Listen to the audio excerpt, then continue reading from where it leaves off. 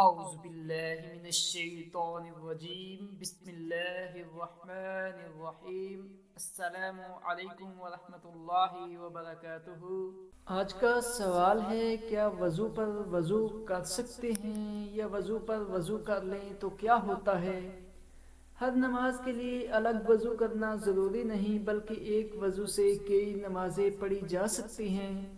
رسول اللہ صلی اللہ علیہ وسلم نے فتح مکہ کے دن ایک وضو سے کئی نمازیں ادا کی۔ سیدنا عمر رضی اللہ تعالی عنہ نے عرض کیا، اے اللہ کے رسول، آج آپ نے وہ کام کیا جو پہلے نہیں کرتے تھے۔ تو آپ صلی اللہ علیہ وسلم نے فرمایا، اے عمر، یہ میں نے جان بوجھ کر کیا ہے۔ اگر وضو باقی ہو تو دوبارہ وضو بھی کیا جا سکتا ہے، بلکہ افضل ہے۔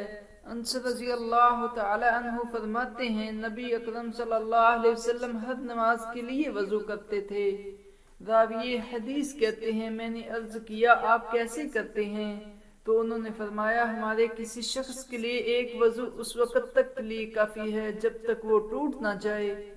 نزال بن سبیرہ فرماتے ہیں، میں نے سیدنا علی رضی اللہ تعالی عنہ کو دیکھا کہ وہ نماز ظہر پڑھنے کے بعد لوگوں کو ضروریات سننے کے لیے کوفہ کی مسجد کے صحن میں بیٹھ گئے۔ جب عصر کا وقت ہوا تو پانی والا برتن منگوایا، اس میں سے ایک چلو لے کر اس سے چہرے، ہاتھوں، سر اور پاؤں کا مسح کیا۔ بخاری میں دھونے کا ذکر ہے۔